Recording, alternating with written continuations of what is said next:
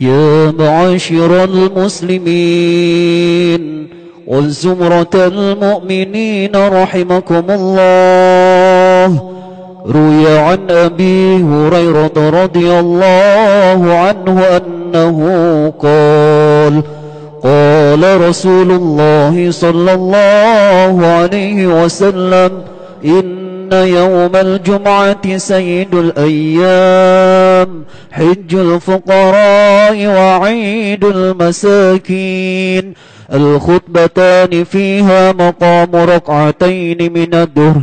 وقال النبي صلى الله عليه وسلم: فإذا صعد الخطيب على المنبر فلا يتكلمن أحدكم، ومن يتكلم فقد لغى، ومن لغى فلا جمعة له.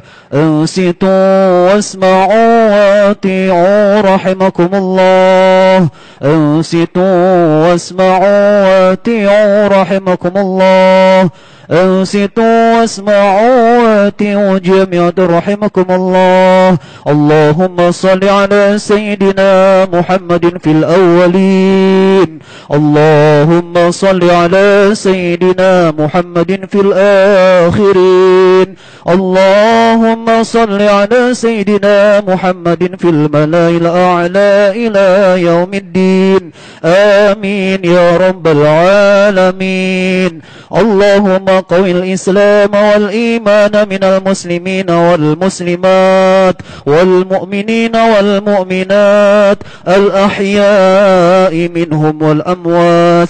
رب اختم لنا منك بالخير ويا خير الناصرين برحمتك يا أرحم الراحمين.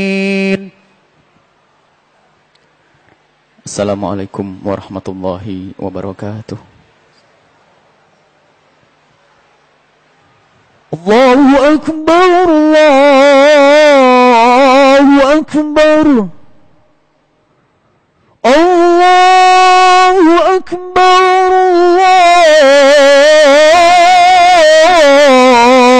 Allahu Akbar. Asyhadu an la ilaha illallah. Asyhadu an la ilaha illallah. Asyhadu anna Muhammadar Rasulullah.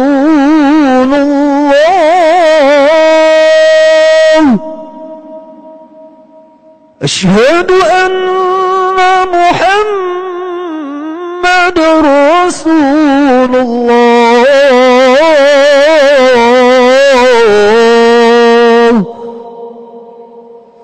Hayya 'ala as-salah.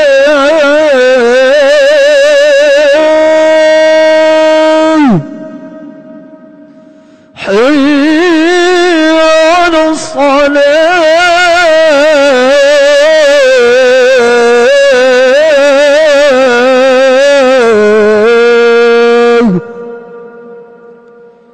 حي على الفلاح.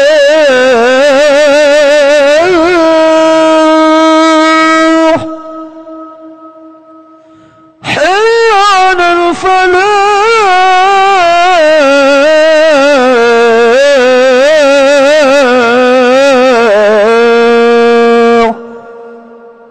الله أكبر، الله أكبر. لا إله إلا الله.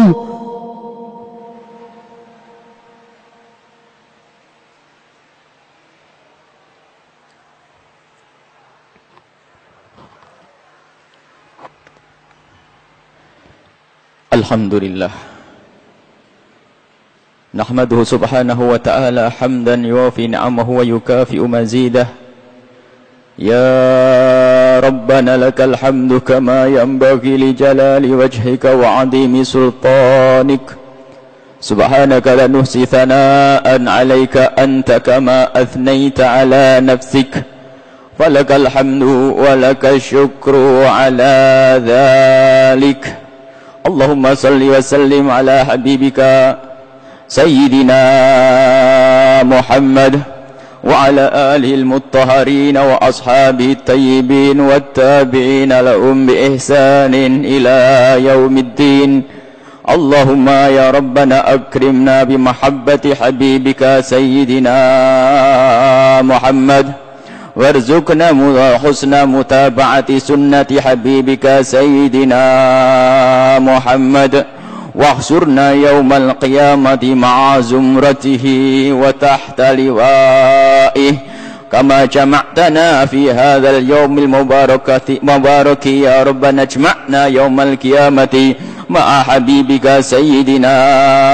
محمد ارزقنا يا ربنا التوبة قبل الموت والشهادة عند الموت والجنة بعد الموت أما بعد معاشر المسلمين اتقوا الله حق تقاته ولا تموتن إلا وأنتم مسlimun. Hadirin Majelis Jumat yang semoga senantiasa dijaga oleh Allah Subhanahu wa taala, dibimbing oleh Allah Subhanahu wa taala, diberi oleh Allah hati yang benar-benar kenal kepada Nabi sallallahu alaihi wasallam. Kita tidak akan kenal Jumat kecuali melalui Nabi sallallahu alaihi wasallam. Kita tidak kenal solat, tidak kenal puasa, tidak kenal ibadah, tidak kenal bagaimana kita mendekatkan kepada Allah kecuali karena Nabi Muhammad sallallahu alaihi wasallam. Tidak ada pintu kepada Allah kecuali melalui pintu Nabi sallallahu alaihi wasallam. Dan sungguh agungnya Nabi, mulianya Nabi, dimuliakan dan diagungkan oleh Allah. Wa rafa'na laka dzikrak. Wahai Muhammad, telah aku angkat penyebutanmu, aku angkat penyebutan namamu. Nabi Muhammad diagungkan oleh Allah. Wa innaka la'ala khuluqin 'adzim. Wahai Muhammad, sungguh engkau berada pada akhlak yang sangat agung. Agung yang mengatakan agung dan yang maha agung. Kalau zat yang maha agung menyebut sesuatu agung, tentu agung yang sesungguhnya. Nabi Muhammad Nabi agung, Nabi Muhammad Nabi besar. Dan kenalilah nabimu jika engkau ingin bersanding dengan Nabi agung, Nabi besar, Nabi Muhammad sallallahu alaihi wasallam. Kalau kita ingin mengagungkan Nabi, harus kita contoh para sahabat sallallahu alaihi wasallam. Bagaimana para sahabat Nabi memuliakan Nabi Muhammad sallallahu alaihi wasallam. Mereka ngerti Nabi Muhammad diangkat oleh Allah, dimuliakan oleh Allah, maka para sahabat pun berlomba-lomba untuk bisa mengagungkan dan memuliakan Nabi sallallahu alaihi wasallam. Innama ana basyarun mithlukum. Jangan sampai firman, jangan sampai kalimat-kalimat yang sering didengar oleh sebagian orang bahwasanya, hei manusia, aku adalah seperti kalian. Nabi Muhammad mengatakan bahwasanya, dalam Nabi Muhammad menyebutkan atas perintah Allah untuk berkata, ana basyarun mithlukum, aku adalah manusia seperti kalian semuanya. Makna kesamaan di sini bukan kita seperti Nabi Muhammad, bukan, akan tapi Nabi Muhammad dihadirkan oleh Allah dalam bentuk manusia agar kita bisa meniru bagaimana cara tidur yang baik, bagaimana cara berjalan yang baik. Jangan hanya sampai di sini membaca ayat innama ana basyarun mithlukum, aku manusia seperti kalian. Kalau hanya menyamakan Nabi, menganggap Nabi sebagai manusia, Abu Jahal pun menganggap Nabi Muhammad sebagai manusia, Abu Lahab menganggap Nabi Muhammad sebagai manusia, dan kita pun menganggap Nabi Muhammad sebagai manusia. Apa kelebihan antara kita dengan Abu Jahal? Sama-sama menganggap Nabi Muhammad manusia. Ada kelanjutannya. Nabi Muhammad adalah manusia, diagungkan oleh Allah. Yuha ilayya, diberi wahyu, diberi syariat, dipilih oleh Allah Subhanahu wa taala. Diberi wahyu artinya dipilih oleh Allah. Nabi Muhammad manusia pilihan. Itulah kelebihan kita dibanding mereka yang hanya menganggap Nabi Muhammad sebagai manusia. Jangan sampai ada di antara kita mengatakan Nabi Muhammad manusia seperti aku. Tidak. Nabi Muhammad beda, bukan seperti engkau. Kalimat Nabi Muhammad seperti kita artinya agar kita bisa niru Nabi. Karena Nabi Muhammad dari manusia, bukan diutus dari bangsa malaikat. Nabi Muhammad diutus oleh Allah dari bangsa manusia agar kita bisa meniru semuanya, sehingga tidak ada alasan bagi kita untuk tidak meniru. Nabi Muhammad makan seperti kita makan, sehingga untuk berpuasa pun kita bisa bersuri toladan kepada Nabi Muhammad sallallahu alaihi wasallam. Ada kelebihan di sini. Perbedaan antara kita dengan Abu Jahal. Kalau hanya orang mengatakan, orang hanya berkata Nabi Muhammad sama seperti kita, itu artinya kita nggak beda dengan Abu Jahal. Kelebihan kita adalah kita mengagungkan Nabi Muhammad karena Nabi Muhammad diagungkan oleh Allah, dan ini dicontohkan oleh para sahabat Nabi sallallahu alaihi wasallam. Bagaimana Nabi Muhammad diagungkan? Yang diagungkan bukan syariatnya saja. Sebagian orang berkata bahwa yang perlu dimuliakan, yang perlu diagungkan dari Nabi Muhammad hanya syariatnya saja, agama yang dibawanya saja. Ini adalah kebodohan terhadap Nabi. Tidak kenal Nabi, kenalilah Nabimu dengan riwayat-riwayat yang sahih dari Nabi sallallahu alaihi wasallam. Yang perlu diagungkan dari Nabi bukan sekedar syariatnya, akan tapi jasadnya Nabi pun perlu dimuliakan dan diagungkan. Yang tidak memuliakan jasadnya Nabi belum memuliakan Nabi. Semua yang ada sangkut pautnya dengan Nabi pun perlu kita muliakan. Tidak berlebihan kalau kita memuliakan Nabi, bahkan keringat Nabi pun perlu kita agungkan. Kita agungkan, lihat. Bahkan riwayat sahihah Imam Bukhari meriwayatkan waktu Urwah ditanya oleh orang kafir Quraisy untuk menyifati Nabi Muhammad, bagaimana Muhammad itu. Kemudian Urwah berkata, aku pernah ke Persia, aku pernah ke Kaisaran Roma, aku pernah ke negeri-negeri, aku tidak pernah itu ahadun adzama ahadan ma'adzama ashabu Muhammadin Muhammada. Aku melihat orang-orang mengagungkan sahabatnya, tapi tidak pernah aku lihat seperti ashabnya Nabi Muhammad, sahabat Nabi Muhammad mengagungkan Nabi Muhammad. Diriwayatkan oleh Imam Bukhari, bagaimana mengagungkannya? Bukan saja mengambil syariatnya, bukan saja di saat diperintah menjalankan perintah, di saat berhenti tidak. Disebutkan mata nakhaman Muhammadan illa waqa'ati kaffi rajulin minhum fadallaka biha wajahu, sampai derajat dikatakan oleh Urwah, sehingga orang-orang kafir mendengar itu gemeteran ketakutan. Mengagungkannya sahabat Nabi kepada sahabat Nabi, sampai Nabi Muhammad tidak membuang dahak kecuali jatuh di telapak tangan salah satu dari mereka, kemudian diusapkan di wajah mereka dan badan mereka. Dahak Nabi Muhammad. Hadis riwayat Imam Bukhari. Kurang apa? Kurang jelas. Imam Bukhari meriwayatkan bahwasanya Nabi Muhammad tidak buang dahak kecuali disambut oleh salah satu sahabat Nabi. Fadallaka biha wajahu, dan ini makna pengagungan. Pengagungan kepada dahak Nabi sallallahu alaihi wasallam. Dan lanjutan hadis yang diriwayatkan oleh Imam Bukhari, wa kadu ayyaqtatilu fi wudu'ihi sallallahu alaihi wasallam. Mereka berebut kayak mau bunuh-bunuhan, berebut mengambil bekas wudunya Nabi sallallahu alaihi wasallam. Ada apa dengan air bekas air wudu? Ada apa dengan dahak Nabi sallallahu alaihi wasallam? Itu bukan syariat, akan tapi itulah yang dilakukan sahabat Nabi. Contoh kita yang dilakukan sahabat Nabi mengagungkan sampai dahak Nabi sallallahu alaihi wasallam. Nabi Muhammad tidak potong rambut kecuali dikerumuni sahabat Nabi, tidak ingin ada satu rambut pun yang jatuh ke bumi, ditangkap dan disimpan. Dan salah satu sahabat yang menyimpan rambut Nabi sallallahu alaihi wasallam adalah Sayyidina Khalid bin Walid, seorang panglima besar. Beliau adalah jago di dalam berperang, dia menyerbu musuh, menyerbu lawan dengan gagah dan penuh berani. Suatu ketika Sayyidina Khalid bin Walid di saat ramai, di saat dalam kancah peperangan, di saat berkecamuknya perang, tiba-tiba Khalid bin Walid berbalik. Kemudian ditanya oleh para sahabat-sahabat beliau, Khalid, dalam keadaan perang seperti ini, kenapa engkau sempat-sempatnya balik? Apa yang kau cari? Ia berkata, kopiahku ketinggalan, topiku ketinggalan, kopiku jatuh. Ada apa dengan topi kita perang besar ini? Khalid bin Walid dengan suara lantang dan berkata, jangan remehkan topi itu, karena di kopiahku itu telah aku simpan rambutnya Nabi Muhammad sallallahu alaihi wasallam. Pengagungan para sahabat Nabi kepada rambut Nabi, pengagungan sahabat Nabi kepada dahak Nabi, kepada ludah Nabi sallallahu alaihi wasallam. Ini makna pengagungan yang perlu kita belajar dari sahabat Nabi sallallahu alaihi wasallam. Bukan kultus, bukan. Mengagungkan semua yang ada sangkut pautnya dengan Nabi adalah kewajiban dan dicontohkan oleh para sahabat Nabi sallallahu alaihi wasallam. Bukan saja sesuatu yang keluar dari diri Nabi sallallahu alaihi wasallam, sesuatu yang nempel pada Nabi pun diagungkan. Lihat itu Imam Muslim radhiyallahu anhu meriwayatkan dalam kitab sahihnya.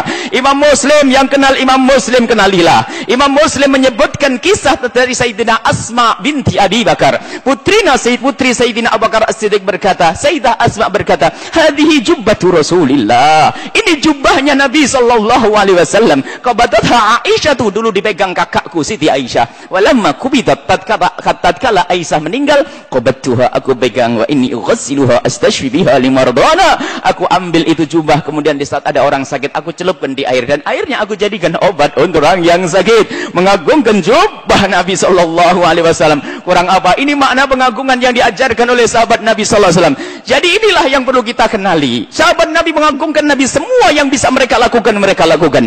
Intinya makna mengagungkan Nabi, dan mengagungkan Nabi tidak akan sampai kultus, karena tidak ada dari masa ke masa mengagungkan Nabi sampai menganggap Tuhan. La tutruni kama atratin nasara Isa ibn Maryam.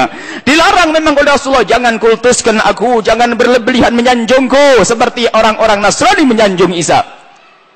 Tapi yang dicontohkan oleh Nabi itu apa? Mereka menganggap Isa sebagai anak Tuhan. Tapi kalau engkau menyanjung Nabi, tidak kau angkat sebagai anak Tuhan dan sebagai Tuhan, maka ketahuilah itu bukan kultus.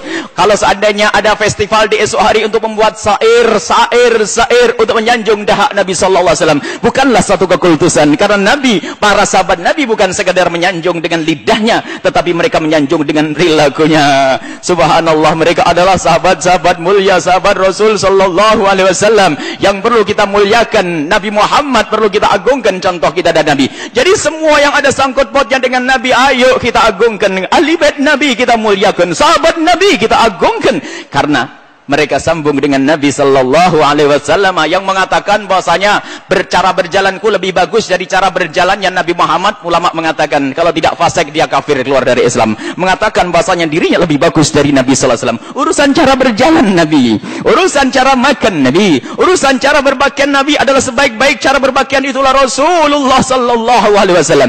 Maka perlu Nabi Muhammad dimuliakan oleh Allah sebelum lahir dan setelah lahir, dan juga Nabi Muhammad dimuliakan saat lahir. Ada sebagian orang yang bisa berkata Nabi Muhammad mulia sebelum lahir dan setelah lahir, akan tapi seolah-olah Nabi Muhammad tidak mulia saat lahir. Sehingga jika ada orang merayakan maulid Nabi sallallahu alaihi wasallam, mereka heboh, Nabi Muhammad tidak perlu dimuliakan. Ini adalah satu kepecian, satu cara pandang yang tidak benar tentang Nabi. Nabi mulia sebelum lahir, Nabi mulia setelah lahir, Nabi mulia saat lahir, Nabi mulia saat hidup, Nabi mulia saat meninggal, dan Nabi mulia nanti di padang mahsyar, dan bersama Nabi semua akan mulia. Yang ikut Nabi ikut mulia, dan Nabi adalah paling mulianya manusia kelak di surga Allah subhanahu wa ta'ala. Ada sebagian mengatakan Nabi Muhammad, kenapa orang pada merayakan maulid Nabi? Nabi Muhammad lahir tanggal 12. Ada orang yang mengatakan Nabi Muhammad lahir bukan tanggal 12. Wahai kaum muslimin yang beriman kepada Nabi yang agung, kita tidak merayakan hari kelahiran Nabi. Sebab hari bisa ulama berbeda pendapat, akan tapi kita memuliakan lahirnya Nabi. Terserah kau anggap tanggal 1, 2, 3, 4, 5, enggak penting. Yang jelas Nabi Muhammad pernah dilahirkan, dan bersama kelahiran Nabi Muhammad keajaiban dunia ditambahkan oleh Allah. Mulai dari runtuhnya kaisar, rombongannya kekaisaran, mulai dari setelah itu bayi-bayi yang waktu itu lahir laki-laki semua. Kemudian Halimah Sa'diyah yang saat itu sakit-sakitan, di saat bersentuhan kulitnya dengan bayi mulia Nabi Muhammad pun menjadi air susunya lancar. Dan masih banyak keajaiban bersama kelahiran Nabi Muhammad. Semesta mengagungkan Nabi. Kenapa kita tidak mengagungkan Nabi sallallahu alaihi wasallam? Lalu berkata merayakan maulid Nabi adalah sesat. Wahai kaum muslimin, kembalilah kepada kecintaan yang sesungguhnya, pengagungan yang sesungguhnya. Imam Bukhari rahimahullah telah membawa cerita.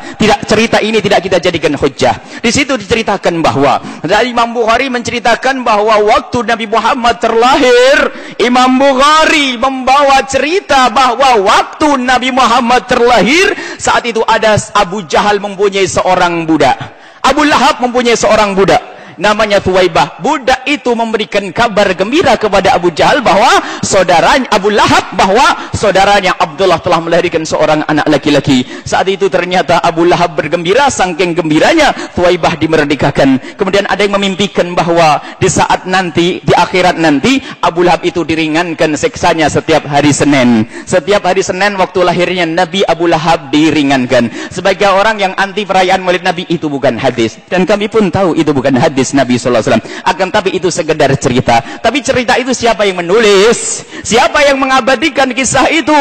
Yang mengabadikan adalah Imam Bukhari. Kalau memang kisah itu enggak benar, kalau memang kisah itu enggak pantas, kalau memang kisah itu bid'ah, kalau memang kisah itu melanggar syariat, Imam Bukhari sangat ngerti syariat, tentu tidak akan diabadikan di bukunya Imam Bukhari rahimahullah. Kisah itu ada, dan Imam Ghazali tidak memberikan talik, tidak memberikan komentar, ya kisah ini jangan didengar, tidak. Bahkan Imam Bukhari rahimahullah rahimahullah taala waktu mencantumkan kisah tersebut dengan penuh ikrar, dengan penuh keyakinan bahwasanya hal semacam itu adalah boleh dan benar, memuliakan kelahiran Nabi sallallahu alaihi wasallam. Dan orang yang pertama kali menyebut kelahiran Nabi adalah Nabi waktu ditanya, ya Rasulullah, kenapa engkau puasa hari Senin? Beliau menjawab, fihi wulidtu, di hari itu aku dilahirkan. Jadi fihi wulidtu, di hari itu aku dilahirkan. Jadi menyebut kelahiran Nabi Muhammad adalah suatu yang sangat harus tahu. Kita harus tahu Nabi Muhammad dilahirkan, agar kita tidak mengatakan Nabi Muhammad tidak pernah dilahirkan. Kita tahu Nabi Muhammad mulia. Di saat dilahirkan banyak kemuliaan, kisah-kisah yang bisa kita baca dalam sejarah Nabi. Ada 3 hal. Pertama, sejarah Nabi perlu kita baca. Kemudian naik pangkat tentang Syama'il Muhammadiyah, ciri atau sifat-sifat mulia Nabi. Kemudian yang ketiga adalah tentang kekhususan Nabi sallallahu alaihi wasallam. Baca 3 tingkatan mengenal Nabi sallallahu alaihi wasallam, nanti kita akan sampai pemahaman yang sesungguhnya. Intinya bahwa agungkan Nabi Muhammad. Adapun cara mengagungkannya tentunya dengan sesuatu yang disyariatkan oleh Nabi. Tidak diperkenankan kita mengagungkan Nabi dengan haram. Misalnya mohon maaf mabuk-mabukan, minum-minuman keras dan sebagainya. Agungkan Nabi dengan sesuatu yang disyariatkan Nabi, dengan bersedekah, dengan membuat pengajian, dengan memberikan santunan kepada fakir miskin dan sebagainya. Dan itu biasa dilakukan oleh para orang-orang soleh. Di saat merayakan Maulid Nabi sallallahu alaihi wasallam, mereka mengumpulkan orang, yang satu berceramah, yang satu membaca sejarah Nabi. Dan ceramah adalah sangat syar'i, membaca sejarah Nabi adalah keharusan. Sebab yang tidak kenal Nabi tidak akan cinta. Wa kullan naqussu 'alaika min amba'i rusuli ma nuthabbitu bi fu'adaka. Disebutkan oleh Allah dalam Al-Qur'an, nabi-nabi itu dihadirkan ceritanya oleh Allah di dalam Al-Qur'an agar semakin kokoh hati kita, agar cinta kita semakin kuat. Itu nabi-nabi terdahulu. Bagaimana dengan kisah Nabi Muhammad sallallahu alaihi wasallam? Inilah kaum muslimin yang semoga diberi oleh Allah hati yang bisa mengagungkan Rasulullah sallallahu alaihi wasallam, hati yang bisa memuliakan Nabi sallallahu alaihi wasallam. Muliakan Nabi Muhammad sebelum lahir, saat lahir, setelah lahir. Rayakan semuanya. Kelahiran Nabi, semua yang ada sangkut pautnya dengan Nabi adalah syiar. Syiar adalah semua jenis ibadah. Syiar adalah semua jenis kebaikan adalah syiar, dan yang mengagungkan syiar Allah itulah orang-orang yang punya ketakwaan kepada Allah Subhanahu wa taala. Ma'asyiral muslimin, inna ahsanal kalam kalamullahi malikil alam. والله سبحانه وتعالى يقول وبقوله يهتدي المهتدون. أعوذ بالله من الشيطان الرجيم. بسم الله الرحمن الرحيم. ألم نشرح لك صدرك ووضعنا عنك وزرك الذي أنقض ظهرك ورفعنا لك ذكرك فإن مع العسر يسرا إن مع العسر يسرا فإذا فرغت فانصب وإلى ربك فارغب. بارك الله لي ولكم في القرآن العظيم ونفعني وإياكم بما فيه من الآيات والذكر الحكيم وتقبل مني ومنكم تلاوته إنه هو السميع العليم.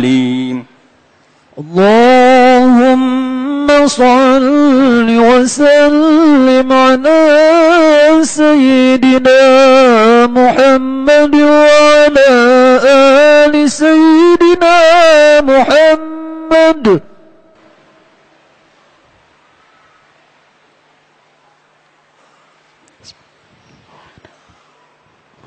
Alhamdulillah hamdan kama amar wa asyhadu an la ilaha illallah wahdahu la syarika lah irghaman liman jahada bihi wa kafar wa asyhadu anna sayyidana Muhammadan abduhu wa rasuluhu sayyidul khalaiq wal bashar. Allahumma salli wa sallim ala sayyidina Muhammad matta salat aynun bin nadhar wa udhurun bi khabar wa ala alil athhar wa ashabil akhyar. Ma'asyiral muslimin, ittaqullaha haqqa tuqatih wa la tamutunna illa wa antum muslimun. Tambahan bahwa setelah Nabi Muhammad kembali kepada Allah Subhanahu wa taala, pengagungan kepada Nabi terus berlangsung, bukan kepada syariatnya saja. Dikisahkan ini, suatu ketika Sayyidina Umar bin Khattab memasuki kota Madinah. Beliau seorang khalifah, biasa memasuki gang-gang kota Madinah, dan di saat memasuki salah satu gang kota Madinah, Nabi Muhammad melihat satu pemandangan yang berbeda, tidak seperti biasanya. Lalu Sayyidina Umar bin Khattab berpikir, sepertinya ada yang kurang di sini. Akhirnya Sayyidina Umar mikir-mikir, baru sadar ternyata ada yang hilang, yaitu talang. Kemudian Sayyidina Umar bin Khattab melihat kota Madinah. Mohon maaf. Sayyidina Umar Khattab melihat kota Madinah, melihat di kota Madinah itu ada satu pemandangan yang tidak menarik, yaitu talang. Ada talang yang kurang baik, karena beliau adalah seorang khalifah, perlu menata kota, maka talang itu langsung saja dicabut. Menyuruh orang yang beserta Sayyidina Umar bin Khattab, turunkan talang itu, mengganggu pemandangan kota. Dan benar talang itu dicabut oleh Sayyidina Umar bin Khattab. Setelah selesai dicabut oleh Sayyidina Umar bin Khattab, suatu hari Sayyidina Abdullah ibn Abbas melewati gang tersebut. Dan di saat Sayyidina Abdullah bin Abbas melewati gang tersebut, melihat pemandangan yang kurang. Noleh ke kiri ke kanan, lalu sadar bahwasanya yang hilang adalah talang. Kemudian Sayyidina Abdullah bin Abbas bertanya kepada orang kampung yang ada di situ, siapakah yang menurunkan talang itu? Orang kampung menjawab, yang menurunkan adalah khalifah. Menitikkan air mata Sayyidina Abdullah bin Abbas, segera bergegas kepada khalifah dan mengetuk pintu khalifah. Sayyidina Umar bin Khattab terkagetkan, karena orang besar seperti Abdullah bin Abbas tidak akan mengetuk pintu rumahnya kecuali dalam keadaan penting dan perlu. Kemudian bertanya, ada apa wahai Abdullah bin Abbas engkau mengetuk pintu dalam waktu seperti ini? Sayyidina Abdullah bin Abbas bertanya, wahai khalifah, aku mau tanya, benarkah engkau yang menurunkan talang yang ada di gang di pojok kota Madinah itu? Sayyidina Umar bin Khattab menjawab, benar, aku yang menurunkannya, karena aku lihat talang itu tidak menarik ganggu pemandangan kota. Kemudian Sayyidina Abdullah bin Abbas dengan menitikkan air mata berkata, wahai khalifah, apakah kau tidak tahu bahwa yang memasang talang itu adalah Rasulullah? Seketika itu Sayyidina Umar bin Khattab terkaget dan mengucapkan, benarkah yang memasang adalah Rasulullah? Demi Allah, yang memasang Rasulullah wahai khalifah, dan aku yang membantunya. Kemudian Khalifah Umar berkata, kalau begitu Abdullah bin Abbas, ayo ikut aku. Kemana? Ke gudang. Untuk apa? Mengambil talang itu. Pergilah Sayyidina Umar bin Khattab bersama Abdullah bin Abbas ke gudang mengambil talang tersebut. Talang mau dibawa oleh Abdullah bin Abbas, biar aku yang membawa khalifah. Tidak, biar aku sendiri yang membawanya. Sayyidina Umar bin Khattab membawa talang tersebut ke pojok kota Madinah yang telah diturunkan talang dari tempat itu. Sesampainya di tempat itu, Sayyidina Umar bin Khattab, Abdullah bin Abbas, kau pasang talang itu. Kemudian Sayyidina Abdullah bin Abbas, baik. Sayyidina Abdullah bin Abbas berkata, baik khalifah. Ternyata waktu mengatakan baik, malah pergi Sayyidina Abdullah bin Abbas. Kemana kau wahai Abdullah bin Abbas? Ya khalifah, tempatnya tinggi, aku harus tarik tangga untuk tatak, untuk injakanku. Khalifah Umar berkata, tidak perlu pakai tangga wahai Abdullah bin Abbas, injaklah tengkuk Umar bin Khattab yang telah berani menurunkan talangnya Rasulullah sallallahu alaihi wasallam. Ini makna yang harus kita hadirkan, kekaguman, memuliakan, mengagumkan Nabi sallallahu alaihi wasallam sampai urusan talang. Ini makna, marilah kita semua belajar dari para sahabat Nabi untuk memuliakan Rasulullah sallallahu alaihi wasallam. Innallaha wa malaikatahu yusalluna 'alan nabi ya ayyuhalladzina amanu sallu 'alaihi wa sallimu taslima. Ma'asyiral muslimin, ittaqullaha haqqa tuqatih wa la tamutunna illa wa antum muslimun. Mari kita berdoa, menengadahkan tangan mohon kepada Allah. Allahumma salli ala sayyidina Muhammad. Allahumma arhamna wa la tu'adzibna, wansurna wa la tahdulna, wa afina wa la tumridna, wa akrimna wa la tuhinna, wa athirna wa la tuhtun alaina, innaka ala kulli syai'in qadir. Allahumma ya Allah yang menyaksikan hati kami, ya Allah.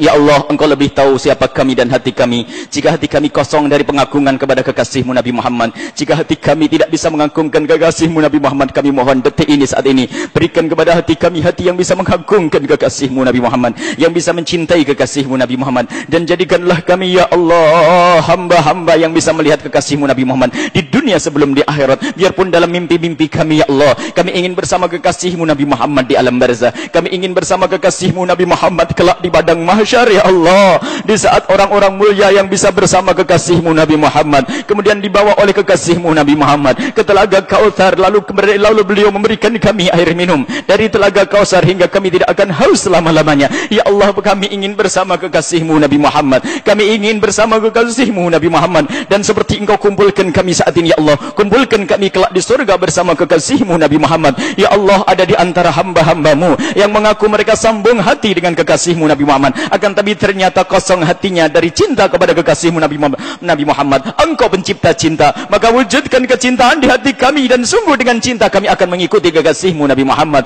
Dengan cinta kami akan mudah meniru kekasih-Mu Nabi Muhammad. Dengan cinta kami mudah mengagungkan kekasih-Mu Nabi Muhammad. Ya Allah, ya Allah, wahai Zat yang mahal mulia, muliakan kami dengan kekasih-Mu Nabi Muhammad. Jadikan kami umat yang sesungguhnya dari kekasih-Mu Nabi Muhammad. Ya Allah, jauhkan kami dari belah bencana di hati kami, yaitu bencana kebencian kepada kekasih-Mu Nabi Muhammad, benci kepada semua yang dicintai kekasih-Mu Nabi Muhammad. Rindukan kami untuk menjalankan syariat kekasih-Mu Nabi Muhammad. Rindukan kami kepada semua yang dicintai kekasih-Mu Nabi Muhammad. Ya Allah, keluarga kekasih Nabi Muhammad, sahabat kekasih-Mu Nabi Muhammad, cara hidup kekasih-Mu Nabi Muhammad. Ya Allah, ya Allah, Engkau yang menciptakan cinta, cinta, cinta, cinta. Ya Allah, berikan kepada hati kami kecintaan yang sesungguhnya, ya Allah. Allahumma ya Allah, habib ilaina ma habbahu habibuka sayyidina Muhammad. Berikan kepada kepada kami kecintaan kepada semua yang dicintai oleh kekasihmu Nabi Muhammad. Ya Allah, Allahumma warda 'anil khulafa'ir rasyidin alladzina qada bil haqqi wa kanu bihi ya'dilun, sadatina Abi Bakr wa Umar wa Uthman wa Ash'as wa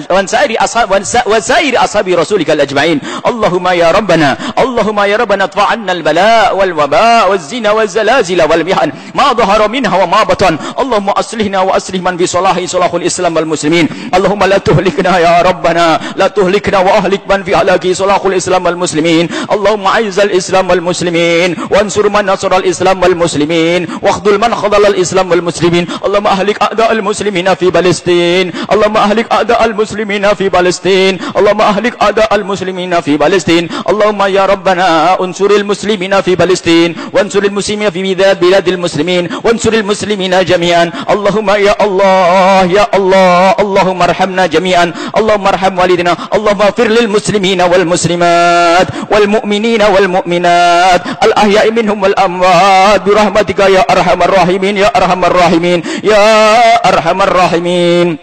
Ma'asyiral muslimin, innallaha ya'muru bil 'adli wal ihsani wa ita'i dzil qurba wa yanha 'anil fahsya'i wal munkari wal baghi ya'idukum la'allakum tadhakkarun.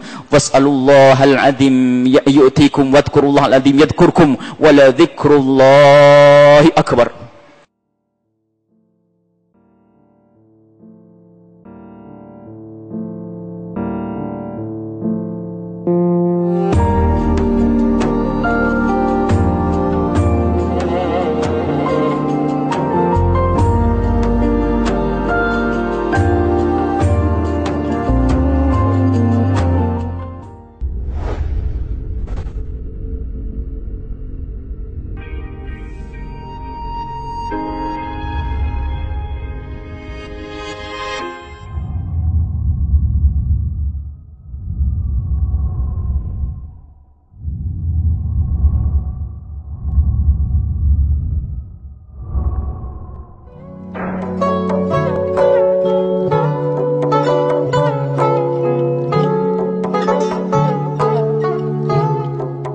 Perbedaan hari raya Idul Adha, khususnya berkenaan dengan puasa Arafah itu bagaimana? Ini ada bisik-bisik orang pada bingung lagi ya. Apakah kalau di Makkah sana sudah Arafah lalu di sini harus berpuasa? Maka di sini kita perlu singgung sedikit sebagai muqaddimah agar punya bekal. Sebetulnya perbedaan puasa Arafah yaitu tanggal 9 Dzulhijjah. Dan kita masih ingat bahwasanya 10 awal Dzulhijjah adalah sebaik-baik. Ma min ayyamin a'dhamu indallahi wa la ahabbu ilaihi min hadhil ayyam al-ashrah. Tidak ada hari yang lebih agung menurut Allah, lebih dicintai oleh Allah melebihi hari 10 Dzulhijjah ini. Maka gunakanlah di situ untuk bisa berpuasa. Gunakanlah hari-hari ini untuk beribadah. Gunakan untuk kebaikan.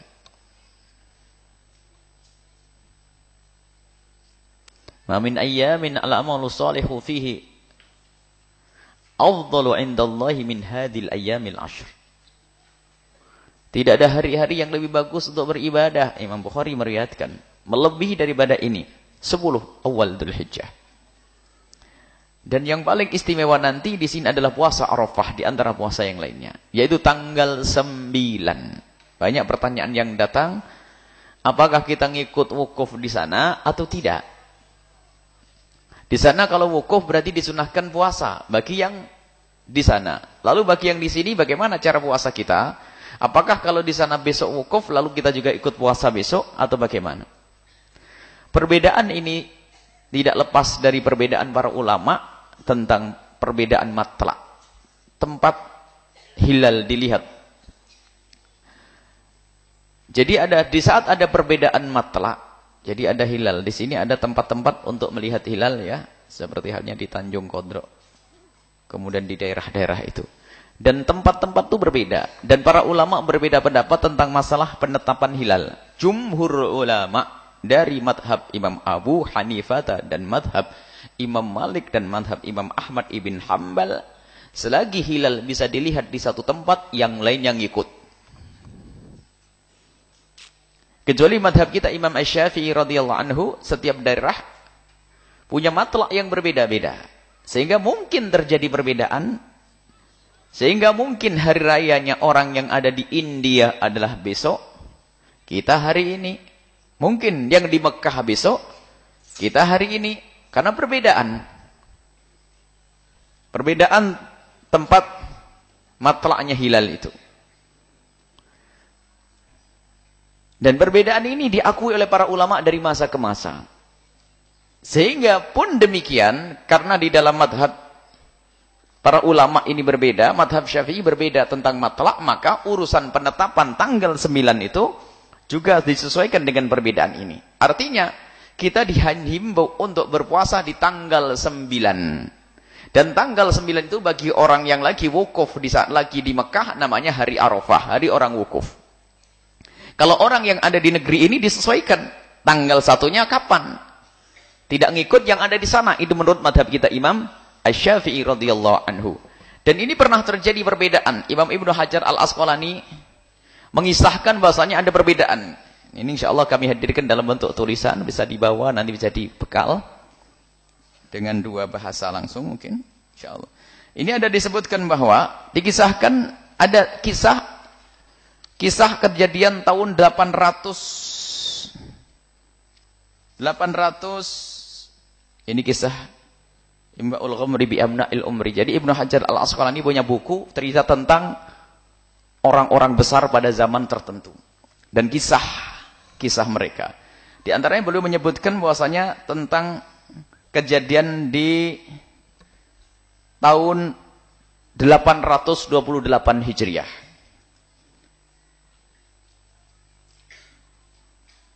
Pada tanggal 23 Dzulhijjah itu datang orang pulang dari haji. Datang pulang dari haji. Nah, pulang dari haji itu membawa berita, kapan wukufnya nanti? Ternyata wukufnya sangat berbeda. Selisihnya 2 hari.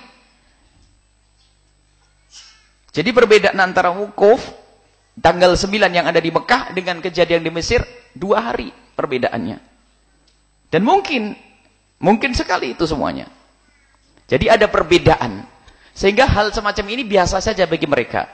Jadi di Mekah itu wukufnya misalnya tanggal hari Jumat, tak taunya apa? Dia mendahului hari Kamis atau mungkin hari Sabtu. Mungkin. Dan hal yang semacam itu adalah bagi para ulama adalah hal yang wajar saja. Jadi selagi kita bermadhab Imam Syafi'i radhiyallahu anhu, maka disesuaikan dengan daerahnya masing-masing. Baru tanggal 9-nya nanti dia berpuasa, namanya puasa Arafah.